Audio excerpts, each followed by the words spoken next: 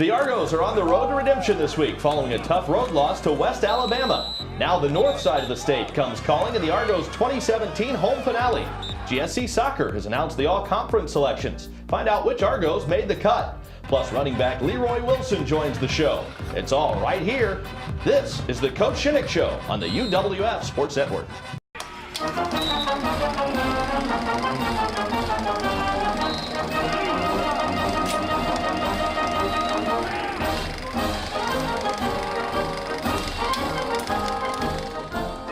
Welcome into week 10 of the Coach Shinnick Show. He's Pete, I'm Tommy. We've got a lot to get to this week after a tough loss against West Alabama. Unfortunately, we start there. But again, just another reminder of how close this team is. You go up there. The score doesn't necessarily indicate how close that game was. Really thought for the most part you guys played very well, though. Yeah, I'm very pleased with a lot of what took place on Saturday. We continue to get better. We continue to improve. Feel terrible about the last couple of touchdowns there. I don't think that, that score is really what the game was. Really feel like it was a 14-12 game, and then we let some things get away from us. But love how our guys are preparing, love how our guys went out and played. We just got to find a way to finish and execute a little bit on both sides of the ball. When you talk about finish, I think that can go two ways. Finish a game and then finish drives as well. You settled for a lot of field goals, kicked 6 of them in the game. I'm sure you'd like to see more of those. Maybe not every one of them, but more of those in touchdowns. Yeah, 2 of those field goals were long distance. So, I think I think 3 of those were long distance. I think we were 4 for 4 in the red zone getting points. Mm-hmm. But when you have the opportunity to hit Caleb in the corner there on the one route, just overthrew it by a little bit. We had Rodney Coates on a couple. We got to be able to get 14 points out of that instead of 6. I mean, out of those, we end up getting 9 points. If we had 17, we got the 2 touchdowns, 1 field goal out of that combination. It's a completely different game. And then we make West Al do some things on offense that, they played to their strengths there, running a little bit at the end. We were doing a great job, taking away their passing game. So a completely different game, but those are things we got to learn and get better at. We know their offense is good. You saw just how good that secondary is. They're really good there, aren't they? They are. Very talented group. We knew that. But at the same time, I think you saw what, redshirt freshman Mike Beaudry can look like against a great secondary. He threw some very timely passes, did some really nice things. Third week in a row, I think he's gone for over 250 yards passing. We're moving in the right direction there. And with really a lot of redshirt freshmen and freshman wide receivers against senior DBs, against junior DBs. Those matchups are going to get good for us here in the future. Well, let's take a look at it. Certainly a big game, and you guys knew it coming out. It was going to be a battle, and boy, was it ever. No, yeah, we had them there, third down. We just looked the wrong way on the coverage and opened up a lane for them. Here's Mike hitting Antoine. They connected for about 100 yards on the day, doing a great job. Anthony Johnson just so close to getting in right there on the second down. Thought he'd have it. Third down, they ran a nice blitz on us, and then we end up getting the field goal. Right here, Jamel Jackson comes up with a huge interception on the deep route over the middle. No, that was big. He played that well and really kind of kept them from throwing deep a lot the rest of the game because of that pressure. A couple plays like this, we're close. In tight games like that, every yard matters. Got to be able to get them on the ground right there. Here's Mike finding Rodney Coates on a nice RPO. Mike did a great job reading that. Rodney did a great job catching it. Another field goal by Austin. He's been extremely good for us and keeping us in games. Well, and the field goals certainly helped keep you in the game there. And then a touchdown with less than a minute to go in the half, which made it 14-6. That was a big score from them. But then third quarter kind of got things rolling again and had to settle for another field goal. Well, yeah, I think that's the one right before the half, getting that. I thought that was a huge drive to go get 3 points to answer that touchdown. Here we come out in the third, a little darker. This is the one I felt like we had a chance to score, really did. We got a holding penalty on our wide receiver, still trying to look for that on film to find it. That really kept us from being down there at the 4-yard line. That was an 18-yard run, which got their drive going. And then Satterwhite to Corey Davis in the end zone. That was a big one. Made it 21-12 at that point. That one hurt. Felt like we had played great defense up till that point. And then this one, after the interception, we just didn't match the intensity that they had. And then, we felt like, hey, it's a 2-score game, still got an opportunity to be in it. Did a great job marching down the field. That was a big-time throw by Mike to get it out there to Caleb. And then this one hurt. Really did, because, not the way you want to end the game. No, and then that interception through the hands, that's a tough one. You can't put that on the quarterback. Just an unfortunate situation.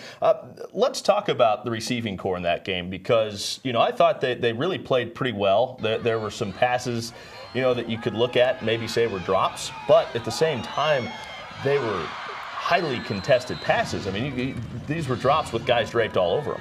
Yeah, there weren't any blatant, which we've had in the past, and I really like how our guys are improving and getting better each week.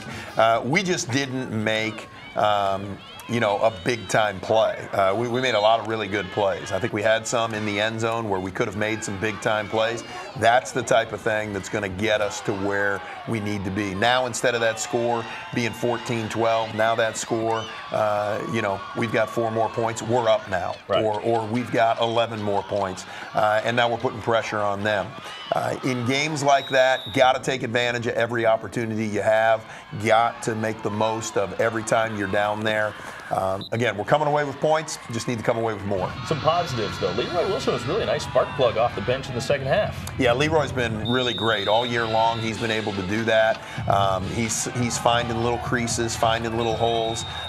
He's the benefactor of the O-line doing a great job, but at the same time, he's hitting that hole. And I mean, he's running downhill, and it's fun to see. Very excited for him. Kind of a slippery runner when he gets through there, isn't he? No, he is. He's quick. He's big, and he when he hits it and goes downhill, he can be electric.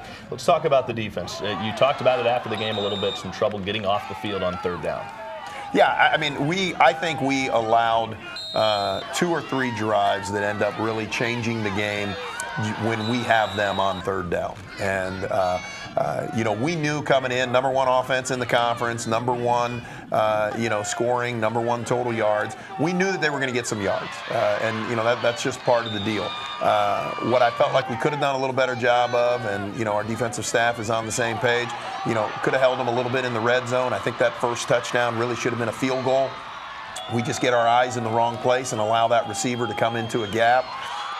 And then we had 2 or 3 third down conversions where I felt like we could have been off the field. And then that turns into 10 more plays for West Al. Those 10 plays don't exist. Different ball game. Right. Wears the defense down a little bit, too. Whole different story.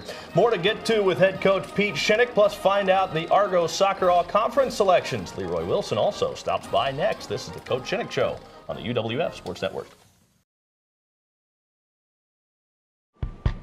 We will never settle for the kiddie pool. We are destined for the vast ocean of opportunities that await us. We were born to make a splash. At the University of West Florida, you can make a discovery, make a difference, make a splash. So take a deep breath and dive in. The University of West Florida. How will you make a splash?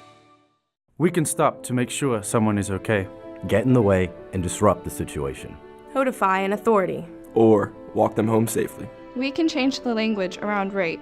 We can make campuses safer for our teammates, our friends, and our classmates. We cannot be bystanders. Taking action isn't always easy, but it's on us to intervene. Because we can. Learn more and take the pledge at itsonus.org.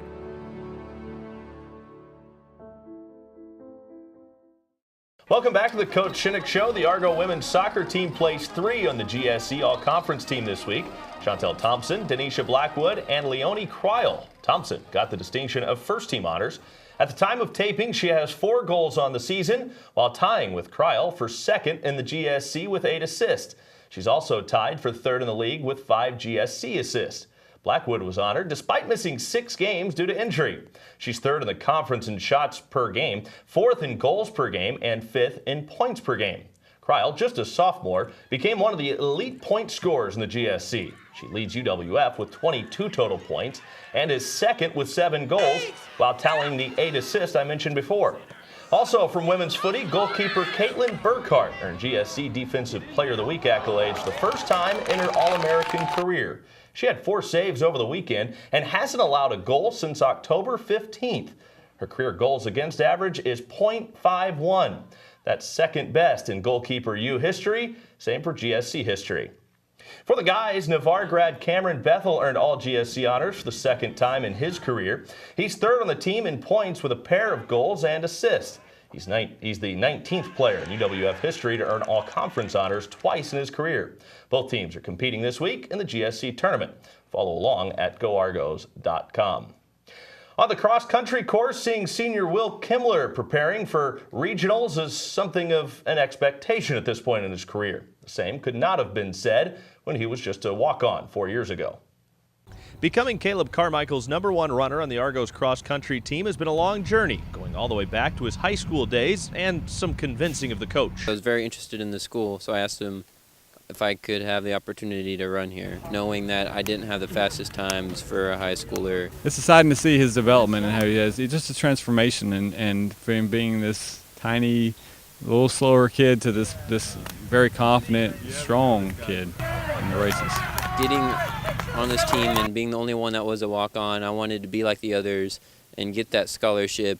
It would help pay for school and stuff, and it also just gives you that title that you're now officially part of the team. The transformation from walk-on to scholarship runner wasn't easy. I went through some injury issues in my sophomore campaign, but then junior year, last year, is when I saw the progress come in to fruition. I was a solid #2 guy. I got all conference and all region, and that's when the motivation for this year definitely set in. He was one of the ones that was in there day in and day out, working with the weight staff, getting there and getting strong, and I think that's made a huge difference. And after getting all region, I told myself I want to give my shot at getting first team all conference, even better on all region, and try to make it to nationals individually. Keep it up, Will. Keep it up, Will. Keep it up, Will. Keep it up, Will. I was a lot like Will, and I had the same desire and willingness to prove myself, and it really makes me proud to see where Will has came from and just the way he's gone about it. In high school, and I'd never gotten a medal for a cross-country award, and so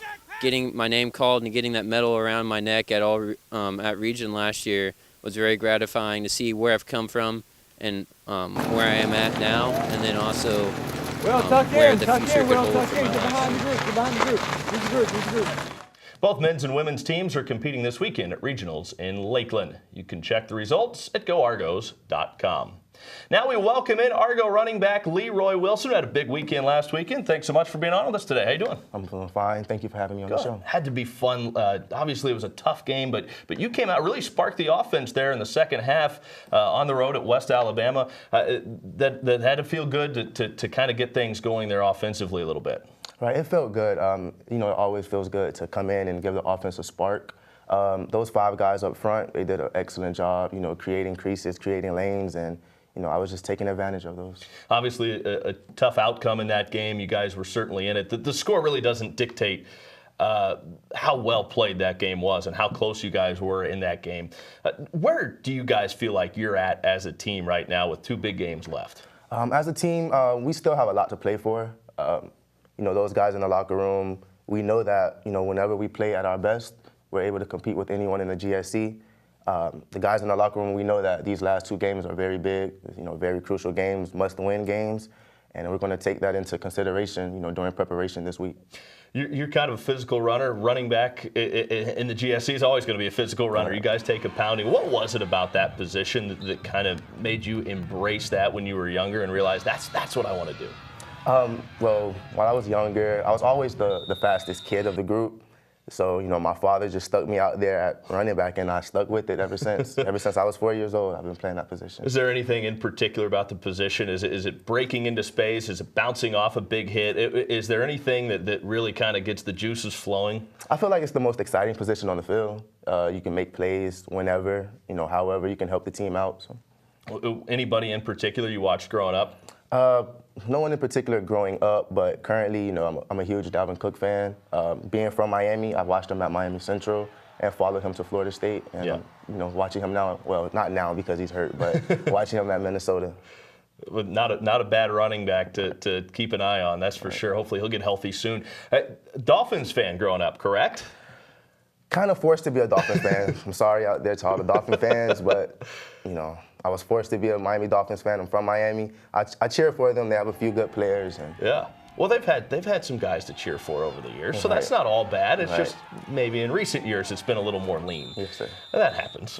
We've all been there. If you're a diehard fan of any team, you're going to go through the lean years. This team, going back to the Argos now, this is a special group. When you look at where this team is and where you guys are at, you have a sense collectively of how close you are to getting over the hump? We're very close. And, you know, when we go back and watch film, especially like we just watched film on West Alabama, it's the small things, you know, I mean, our coach preaches that to us. It's the small things that really matters. And we're just a few plays away from, you know, winning those games. And, you know, just those are just things we have to take in mind and consideration when practicing. We can't take things for granted. You know, it's the small things are going to get us over the hump. When you go back and watch film, a game like that, how much does that fuel the fire to get back out on the field and kind of take that next step, I guess? That loss, it put a bitter taste in our mouth. And I mean, I know those guys in the locker room, you know, they're hungry for revenge, and, you know, we're going to take it out on North Al. So. Well, it should be a fun one this weekend. Obviously, a big game against North Al coming up. Home finale as well. I'm sure that's a little added motivation, too. Yes, sir. You know, all the seniors on the team, this is going to be our, you know, last game at Blue Wahoos. So, you know, special place in our heart for this game as well. All right, we'll go out, play well, and look forward to seeing you out there. Yes, sir. Appreciate it. Thanks so much for stopping by. Leroy Wilson, our guest today. Still plenty more to get to, despite the loss last week. There's plenty left for the Argos team to accomplish, beginning with a bounce-back game, as we talked about, against North Alabama. Coach Pete is back to talk about it next. We are not here to drift. We were born to move, to change, to jump in, dive deep, make waves, break through. We were born to splash. The University of West Florida is America's best university for making a splash. The University of West Florida. How will you make a splash?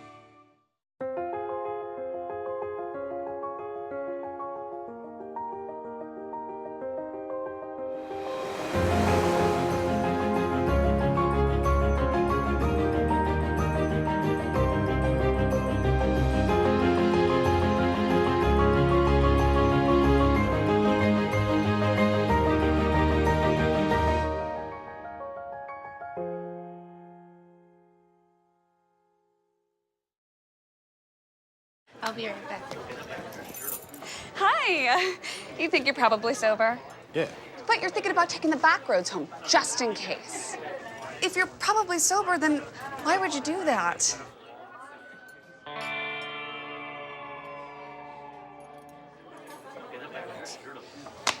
Good choice. Probably okay isn't okay. If you see a warning sign, stop and call a cab, a car, or a friend. That's a full glass of wine. I'll be chatting you later. Welcome back to the Coach Shinnick Show. Now we look ahead to North Alabama. They came up with a huge win over Delta State last weekend. This is, well, it's a much improved team from where they were when the season started. Probably still not quite as good as when you saw them last year, and they ended up battling for a national championship. But what do you see out of this North Alabama team, and what's going to present some challenges with them? Well, number one, I mean, they're very good defensively and the best defensive team in the conference. So that always creates issues. They're very stingy. They fly around. They play well together. They understand the system. And they've got a lot of speed on defense. Number two, I think part of their problems early on were they had penalties, they had turnovers, they lost their starting quarterback early and against Valdosta, and you know they've really kind of been trying to find their identity at quarterback. As they've gotten better, the two quarterbacks that they're playing, their offense has gotten better and their team has gotten better. So, you know, a team, you look at them and you go, wow, they've got a few losses there. That's more than you expect out of North Al. They're really playing hot right now and might be one of the hottest teams in the conference. Perfect. Great time to play them. But you talked about turnovers a little bit, penalties, discipline, all that. It seems like one thing that this team, this Argos team this year has done an excellent job of is limiting the turnovers. Last year it was a huge problem. This year it's been a whole different story. How does that play against a team like North Al? Well, you got to hold on to the ball against a team like North Al, and you got to be very smart with it. Last year at this time, not one of the statistics that we talked about very much, but we were dead last in giving the ball away. We gave the ball away more than any other team in the country last year. Right now, we're not doing that. We're holding on to the ball. Our running backs are doing a great job. Riley Swanson, our running back coach, works on ball control all the time, and we preach that with our skill guys. Mike has not thrown many interceptions, and really, he'll take the blame for a couple, but really last week, those two really aren't on him as much as they're on our receiving core. When you play North Al, got to hold on to the ball and got to be great with your field position. Besides keeping the football, what are some other keys you look at in a game like this? Well, you got to take advantage of every opportunity you get. You're not going to get many. So if you've got an opportunity to take a deep shot, get over the top of them, you need to do that. If you don't, that opportunity might not come back to you. And then on defense, we really just need to limit their big plays. They do still have big play potential. They've got a very good receiving core that probably with a different quarterback situation, you're looking at much different yardage here. Got to be very sound, both sides of the ball, and just really limit their big plays, but take advantage of the ones that you may have the opportunity to get. Sounds good. It's senior day. We'll look ahead to that. Plus, Coach Shinnick will answer your questions. That's next. This is the Coach Shinnick Show on the UWF Sports Network. The world is our ocean, and we are here to make a splash, to dive deep, to create, to develop, to break through. At the University of West Florida, there's no limit to how you can make a splash. Don't just sit on shore, jump in. The University of West Florida. How will you make a splash? This is the story of a boy who is very sensitive to lights and sounds. So he built secret hiding places where nothing could get in. The boy didn't like looking people in the eye. It made him feel uncomfortable. One day, he found out he had something called autism. His family got him help, and slowly, he learned how to live with it better. Early intervention can make a lifetime of difference. Learn the signs at autismspeaks.org. Welcome back to the Coach Shinnick Show. About to wrap things up. Before we get into your questions, we always like to ask at this point of the show about the health of the team. Is everybody healthy right now coming down the stretch? We're close. We got a couple guys that we're waiting to see where they're going to end up at the end of the week, but our strength staff, Kent Morgan and his staff, just done a great job getting us bigger, stronger, and faster. We look completely different than 1 year ago, and that's, as you compare things as to what we need to do, how we need to do it, that's an area I'm very pleased with right now. Well, very good. Let's get to your question. Scott in Pace, he wants to know about the region. After a tough loss against West Alabama, is this team still alive in the regional race? Well, I told the team yesterday that I really believe a 3-loss team has an opportunity to make the playoffs from our region. And then the regional rankings came out, and sure enough, Delta at 6-3 is ranked 7th. So there's still hope. There's still life. We got to take care of this weekend, though. We got to get to 6 before we can get to 7. But we got to take care of North Al and see what takes place. William in Pensacola wants to know, do D1 schools poach the best players from D2 schools with offers of full scholarships? How does that work? Not really. That's, I think once a guy's here and established himself, there's still scholarship opportunities here. D2 doesn't have the same amount of scholarships that Division I has, but can use them differently. And then the other thing with the NCAA transfer rules, it really runs into if you go up from D2 to D1, you have to sit out a year. So it isn't like they're sitting around looking at seniors, who can we take, that type of thing.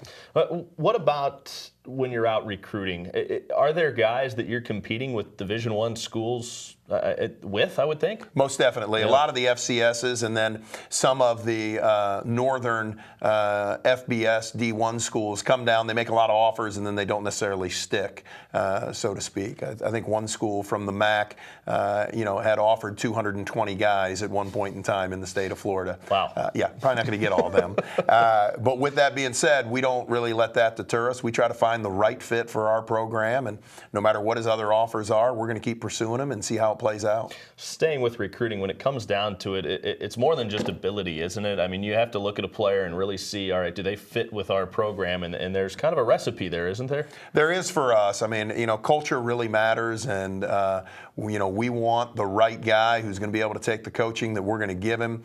We're going to hold him to a very high standard. Everything that we ask of him on and off the field, they got to feel good about that. We're very open and honest in the recruiting process, saying, hey, if you don't like being coached this way, or you don't like being held accountable for your actions, this probably isn't the institution for you.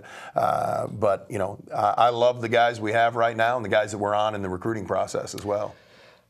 Steve out in Atmore wants to know about the final home game. He says it's senior day coming up on Saturday. So with it being senior day, who are some of the guys that are going to be honored, and how difficult is it to part with some of those guys? Well, I have a tremendous amount of respect for all the guys that we're honoring as seniors, in our last home game. Leroy Wilson was on the show. I mean, he's a guy 2 years ago who made a commitment to come to a program that had, never played a game. So appreciate him wanting to be with us.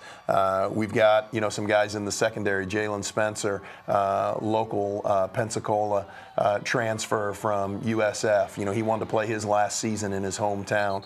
Josh Marshall from Troy doing the same thing. Austin Blake Smith coming in. So we've got a handful of guys, and, all of them. Blake McCall was our first commitment, transferred in from Jackson State. We got a handful of guys that I'm just, really proud of them and what they meant to us and what they've, allowed us to establish here in our first 2 years as a program. Sounds great. We look forward to it. Do you have a question you want answered? Well, no problem. Just go to goargos.com and click Ask the Coach on the football page. Number 20 volleyball looks to clinch a conference title this weekend at Auburn Montgomery. Be sure to stay up to date with all things Argos at goargos.com. You can catch the football game Saturday on Choice 106.9 FM, WRNE 980 AM, beginning with the 3:30 pregame show. Kickoff is at 4 o'clock. That's, of course, if you can't make it out to Blue Wahoo Stadium. It'll also be shown on ESPN3. Well, that does it for this week's Coach Shinnick Show. For Head Coach Pete Shinnick, I'm Tommy Thrall. Thanks for watching. We'll see you next week.